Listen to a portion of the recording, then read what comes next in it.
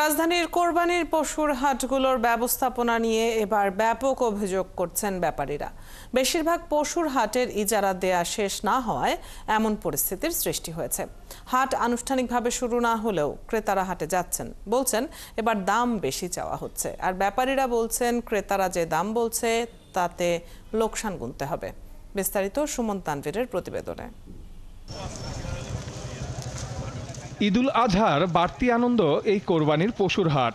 আনুষ্ঠানিকতা শুরু না হলেও ব্যাপারীরা গরু নিয়ে আসতে শুরু করেছেন হাটগুলোতে। মাঝে মধ্যে দেখা মিলছে ক্রেতারও।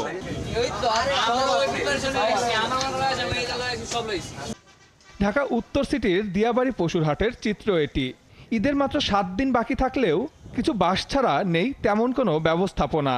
ঝড় বৃষ্টিতে পশু নিয়ে কষ্টে সময় পার করছেন ব্যাপারীরা। হাটের পরিবেশ খুব একটা ভালো না, লাইটের ব্যবস্থা নেই, তারপরে যে কোনো যে আপনার বাথরুমে সব কোনো টিউবওয়েল কিছুই দিইনি। 4 দিন আইসি, 4 দিন এমন কোনো হাট কর্তৃপক্ষ আমাদের এসে কোনো ব্যবস্থা নেয়নি। তারপরে একজন আইসে ইমরান ভাই, উনি একটু আমাদের এই যে কিছুটা করছে, উনি একটু হেল্প করছে, 2টো বাথরুম করছে, পানির একটা ব্যবস্থা করছে, কিন্তু লাইটের কোনো ব্যবস্থা নেই আমাদের। 1.5 লাখ টাকা 3.5 লাখ টাকা সর্বোচ্চ সর্বনিম্ন। 2 লাখ চাইলে 1.5 লাখ 1 লাখ 20 এরকম। এই যে এই গরুটা দেখেন, মনে করেন যে 4 লাখ টাকা চাই,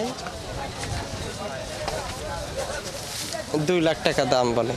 খোঁজ নিয়ে জানা গেছে উত্তর সিটি কর্পোরেশন এখন পর্যন্ত সর্বোচ্চ দরদাতা জটিলতায় নিশ্চিত করতে পারেনি হাটের ইজারাদার। তবে এরই মধ্যে ক্রেতারা আসছেন, যাচাই করে যাচ্ছেন পশুর দর। আমি প্রায় 10 থেকে 12টা গরু দেখছিলাম। আচ্ছা, সবগুলোই মোটামুটি ধরেন আমার থেকে 10-15 বেশি ডিফারেন্স আজকে।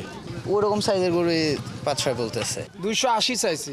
ভাইস্তারা বললো যে মামা আমরা নতুন আইছি, 70 বলে দিয়েছে। 270। এখনো আগের বার ভরে নেই, লাইটিং সিস্টেম নেই, গরুর দামটা ছাড়তে চাইতেছে না। গরুগুলো ছাড়তে চাচ্ছে না আর কি, কত বলার তুলনায় দামগুলো একটু বেশি বেশি। এর মধ্যেও খুশি মনে কেউ কেউ কোরবানির পশু নিয়ে বাড়িও ফিরে গেছেন। এটা অনেকবার পছন্দ হয়েছে, বাট এটাই নিয়ে নিলাম। এটা হচ্ছে 1,13,000।